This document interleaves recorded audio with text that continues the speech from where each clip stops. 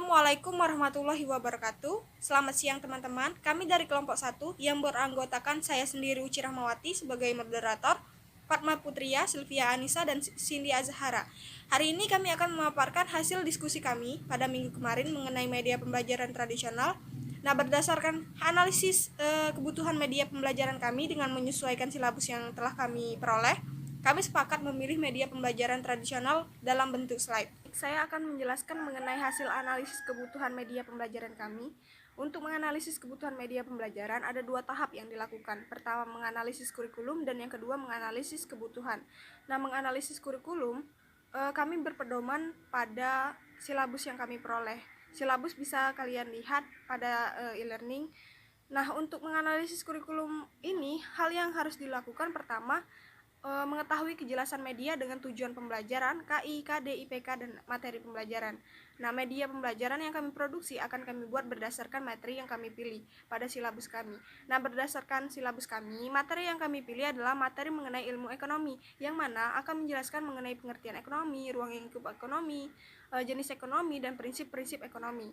Berdasarkan KIKD dan materi pada silabus ini membutuhkan media pembelajaran sebagai sarana pembelajaran. Nah, berdasarkan silabus yang kami peroleh, maka media pembelajaran tersebut harus memiliki karakteristik sebagai berikut. Pertama, media pembelajaran harus dapat membantu peserta didik untuk memahami materi. Dengan begitu, tujuan KI dan KD pada silabus dapat terlaksana. Karena berdasarkan KI dan KD pada silabus kami, peserta didik harus dapat memahami materi yang diberikan. Yang kedua, media pembelajaran harus dapat menyajikan informasi mengenai materi karena berdasarkan KI, KD, materi dan kegiatan pembelajaran pada silabus, peserta didik harus bisa mengumpulkan data dan informasi mengenai materi. Yang ketiga, media pembelajaran harus dapat membantu merangsang pikiran peserta didik untuk nantinya akan membantu siswa untuk mengasosiasi materi. Karena berdasarkan KI, KD, materi dan kegiatan pembelajaran pada silabus, peserta didik harus bisa mengasosiasikan materi yang diberikan. 4. Media pembelajaran harus dapat disajikan kembali oleh peserta didik karena berdasarkan KI, KD, materi, dan kegiatan pembelajaran pada silabus, peserta didik harus dapat mengkomunikasikan kembali materi yang diberikan. Ya, kelima, media pembelajaran harus dapat menarik perhatian siswa untuk mengikuti pelajaran. Dengan begitu, jika peserta didik tertarik untuk mengikuti kegiatan pembelajaran, maka tujuan pembelajaran akan terlaksana. Tahap kedua dalam menganalisis kurikulum ini yaitu mengetahui konsistensi antara tujuan pembelajaran, materi yang akan diberikan, dan evaluasi yang akan dilakukan. Nah, berdasarkan silabus yang kami peroleh dan pada materi yang telah kami pilih, didapatkan bahwa tujuan pembelajaran ekonomi ini adalah mengharapkan siswa dapat memahami perkembangan ruang lingkup ekonomi, jenis ilmu ekonomi, dan prinsip ekonomi. Nah, untuk mewujudkan tujuan tersebut, maka disusunlah materi pembelajaran yang akan diberikan kepada siswa. Materi pembelajaran yang akan diberikan sesuai dengan tujuan pembelajaran, yaitu ilmu ekonomi. Nah, setelah melakukan kegiatan menyusun materi, selanjutnya akan melakukan kegiatan evaluasi. Nah, bentuk evaluasinya pertama untuk kerja, menilai kemampuan diskusi atau presentasi dalam menyajikan konsep ilmu ekonomi. Nah, yang kedua, penilaian produk. Penilaian produk ini menilai laporan dan bahan presentasi tentang konsep ilmu ekonomi. Untuk melaksanakan tujuan, materi, kegiatan, dan evaluasi pembelajaran, diperlukan media sebagai sarana pelaksanaannya. Maka dengan mempertimbangkan hal tersebut, kelompok kami sepakat untuk menggunakan media pembelajaran tradisional berbentuk slide, karena kami menganggap slide merupakan media yang cocok untuk digunakan dalam penerapan tujuan KI, KD, IPK, materi, kegiatan, dan evaluasi pembelajaran yang ada pada silabus kami. Nah, kenapa kami memilih slide ini? Karena slide dapat menjadi alat bantu untuk menyalurkan materi pembelajaran, merangsang pikiran, perasaan, perhatian, dan kemauan siswa sehingga dapat terdorong terlibat dalam proses pembelajaran berdasarkan materi yang telah disusun. Nah, slide dapat menyajikan informasi dalam bentuk yang menarik mengenai materi. Slide dapat menjadi sebuah alat komunikasi antara guru dan peserta didik, maupun antara peserta didik dengan peserta didik lainnya. Hal tersebut sesuai dengan tujuan KI, KD, materi, kegiatan, dan evaluasi pembelajaran pada silabus kami. Untuk itu kami sepakat memilih media slide sebagai media pembelajaran untuk materi kami. Baiklah, saya akan melanjutkan materi selanjutnya mengenai analisis kebutuhan. Dalam menganalisis kebutuhan, ada 11 tahapan yang harus dilakukan, yaitu 1. Kesesuaian karakteristik sasaran media. Program slide merupakan media yang memiliki beberapa kesamaan dengan media transparansi. Media ini sangat tepat jika digunakan untuk keperluan penyajian informasi atau presentasi dalam kelompok. Maka berdasarkan hal tersebut, media slide ini sangat sesuai dengan silabus yang diperoleh. Kegiatan mengamati, mengumpulkan data, dan mengasosiasi akan diperoleh dari penyajian informasi, serta kegiatan menanya dan mengomunikasikan dapat diperoleh dari kegiatan presentasi yang dilakukan dengan menggunakan media slide. Kedua, pemberian contoh dengan ilustrasi yang jelas. Ilustrasi kegiatan pembelajaran menggunakan media slide dapat kalian lihat pada makalah kelompok kami. Ada 2 gambar. Gambar pertama merupakan contoh penerapan penyampaian kegiatan pembelajaran oleh guru kepada peserta didik. Guru menyampaikan materi dengan menentukan beberapa teori, gambar, maupun audio di dalam slide yang berhubungan dengan materi yang akan disampaikan, sesuai dengan silabus kegiatan pembelajaran. Pada gambar kedua, merupakan kegiatan yang menunjukkan beberapa siswa yang melakukan kegiatan presentasi dan diskusi menggunakan media slide. Pada contoh kegiatan tersebut merupakan kegiatan berbicara di depan orang banyak atau salah satu bentuk komunikasi. Presentasi adalah topik pengajuan kegiatan, pendapat atau informasi kepada orang lain. Dengan menggunakan media slide, maka kegiatan pembelajaran berdiskusi dan berkomunikasi dapat terlaksana secara aktif dan menarik. Ketiga, kemenarikan media. Urutan pada media slide ini dapat diubah-ubah sesuai dengan kebutuhan. Isi pelajaran yang sama dapat disebarkan dan digunakan secara bersamaan. Slide ini dapat ditayangkan lebih lama dan dengan demikian dapat menarik perhatian dan membangun persepsi siswa yang sama terhadap konsep atau pesan yang ingin disampaikan. Slide ini juga menyajikan teks, gambar, video, animasi, audio, dan video sehingga lebih menarik. Lalu, media slide ini juga dapat menjangkau kelompok orang yang banyak. Tempo dan cara penyajian juga bisa disesuaikan.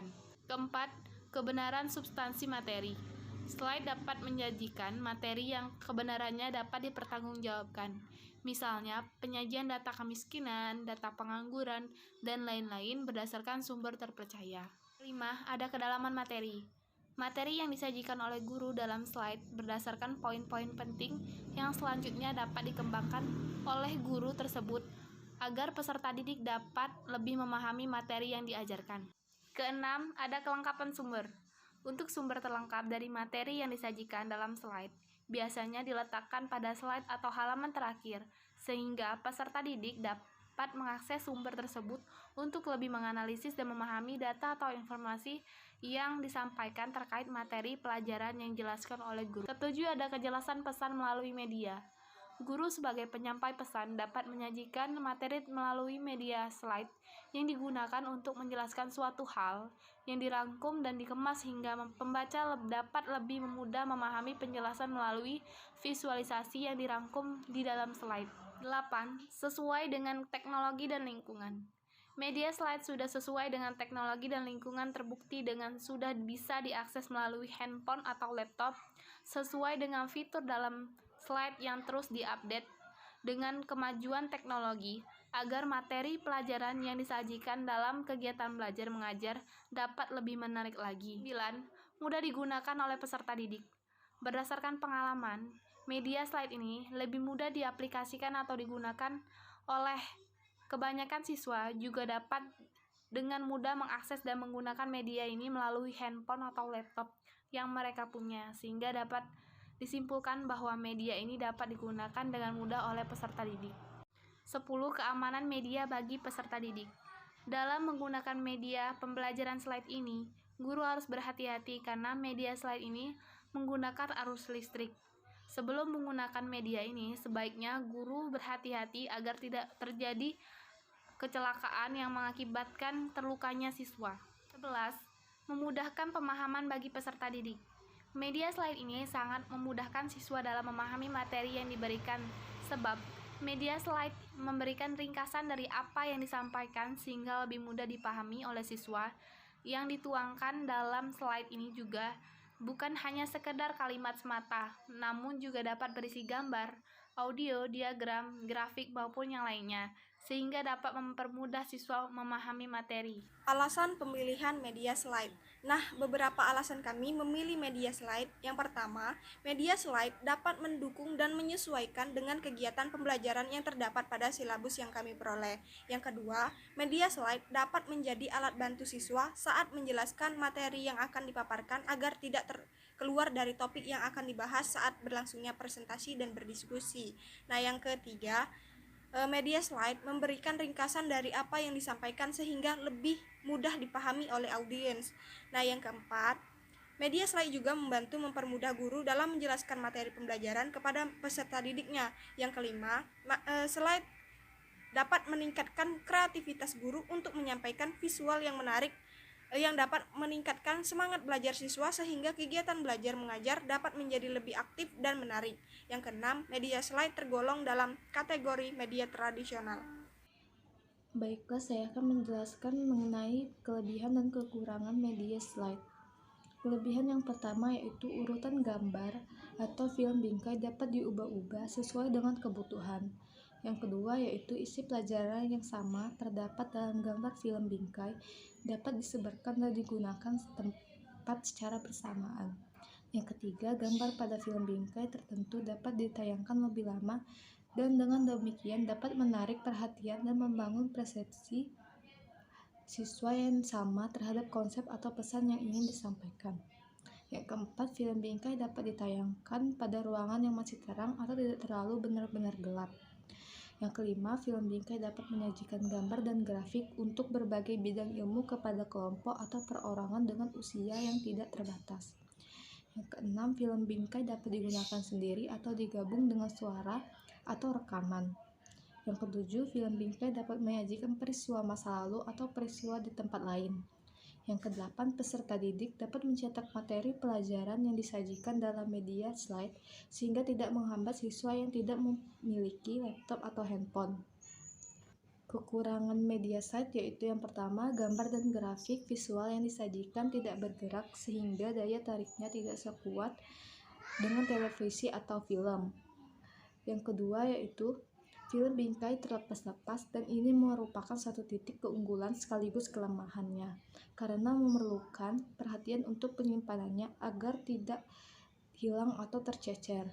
Yang ketiga yaitu meskipun biaya produksinya tidak terlalu mahal, media slide masih memerlukan biaya untuk mengakses beberapa aplikasi yang menawarkan fitur agar media slide semakin menarik. Tahap pengembangan media slide. Untuk mengaktifkan slide design dapat dilakukan dengan langkah yaitu yang pertama, klik menu format slide design atau dengan mengklik icon yang terdapat pada halaman toolbar sehingga jendela slide design akan tampil pada sisi kanan halaman kerja. Yang kedua yaitu pada menu slide design terdapat 3 pilihan komponen masing-masing yaitu design templates untuk mengaktifkan templates yang ada dalam PowerPoint, color schemes digunakan untuk mengatur skema warna yang akan digunakan pada slide, dan animation schemes untuk mengatur tampilan animasi pada saat slide dijalankan. Masing-masing dapat dijelaskan yaitu design templates. Yang pertama, pada opsi design templates ditampilkan pilihan design templates yang tersedia. Seorang desainer dapat menggunakan salah satu desain template yang tersedia ini sebagai tampilan halaman slide-nya dengan menggerakkan scroll bar secara vertikal ke atas atau ke bawah. Yang kedua, jika ingin menambahkan fasilitas desain templates, maka dapat dilakukan dengan mengklik opsi yang terdapat di bawah desain templates. Yang ketiga yaitu kemudian pilih salah satu folder template yang ada 1033 atau presentation design, kemudian pilih salah satu desain yang disukai. Color schemes yaitu yang pertama, opsi color schemes digunakan untuk mengatur konfigurasi warna yang akan digunakan pada halaman slide, di antaranya konfigurasi warna. Yang kedua, konfigurasi warna ini dapat diedit sesuai dengan kebutuhan dan estetika pewarnaan yang akan diimplementasikan dengan mengklik tombol yang terdapat di bagian bawah dari template color schemes. Yang ketiga itu pada menu edit color schemes terdapat dua tab pilihan, yaitu standar dan kostum. Yang keempat, pada tahap standar, pilih salah satu warna standar yang akan digunakan, kemudian dapat dilihat efeknya pada halaman slide dengan menekan tombol. Jika dirasa telah cocok, maka dapat diaktifkan dengan menekan tombol. Sedangkan untuk membatalkannya, klik tombol. Pada tahap kostum, pengaturan color schemes dapat diatur sesuai dengan kebutuhan dan keinginan desainer slide. Keenam, dengan pilihan konfigurasi warna kostum, pengaturan warna dapat dilakukan terhadap komponen background, text, lines, shadows, detail text, fill, dan sebagainya. Ketujuh, proses pengubahan warna dari masing-masing komponen warna kostum dapat dilakukan dengan mengklik komponen warna yang akan diubah warnanya, kemudian klik tombol. 8. Pilih salah satu warna yang disukai, kemudian klik tombol. Lakukan hal serupa untuk setiap komponen kostum warna yang ingin diubah warna standarnya. Animation schemes, yaitu yang pertama, pada opsi animation scheme terdapat pilihan skema animasi yang dapat diterapkan pada sebuah tampilan slide.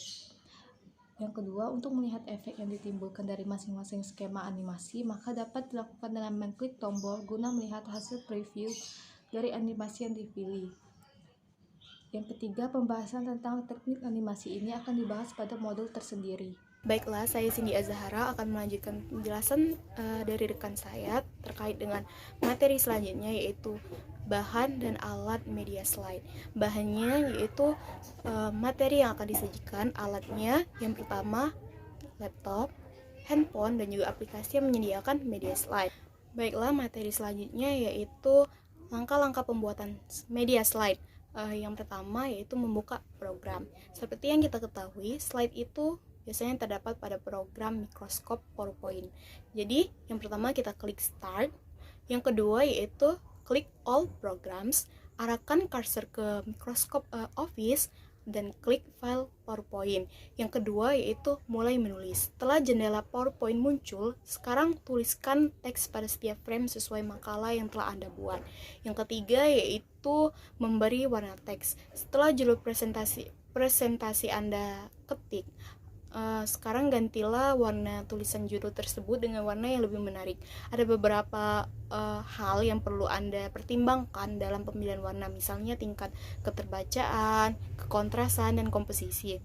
Yang keempat yaitu membuat animasi teks. Anda bisa memanfaatkan fasilitas animasi yang ada pada program PowerPoint tersebut untuk menambahkan efek gerakan pada teks atau gambar. Anda bisa mengatur urutan dan waktu yang ada di program PowerPoint, tapi ingat, jangan terlalu banyak macam gerakan hingga justru mengganggu pesan yang akan disampaikan. Yang kelima yaitu memberikan background pada tampilan slide. Agar tampilan slide lebih menarik, maka Anda dapat memberi background yang Anda inginkan pada setiap slide yang Anda buat. Sekian pemaparan dari saya, kembali kepada moderator. Baiklah, berdasarkan uraian yang telah kami jelaskan tadi, maka dapat disimpulkan bahwa implikasi dari penggunaan media pembelajaran dalam pembelajaran ekonomi ini diharapkan bisa mengurangi kebosanan peserta didik. Sebaliknya, peserta didik akan lebih bergairah dan tertarik dengan pelajaran ekonomi karena pelajaran lebih kreatif, atraktif, dan tidak monoton. Nah, setiap media memiliki keunggulan dan kelemahan masing-masing karena tidak ada media yang terbaik dan yang bisa diterapkan kapan saja dan di mana saja. Untuk itu, peran guru sangat penting di dalam menganalisis kebutuhan media yang paling cocok sesuai dengan karakteristik siswa dan situasi yang ada. Nah, minat dan motivasi siswa akan tumbuh jika materi ajar didesain dengan baik dan tenaga pengajarnya profesional. Tenaga pengajar tidak boleh mengajar sebelum ada pembekalan yang diinginkan oleh komitmen sekolah. Baik, itu saja yang mungkin dapat kami sampaikan. Saya akhiri dengan wassalamualaikum warahmatullahi wabarakatuh.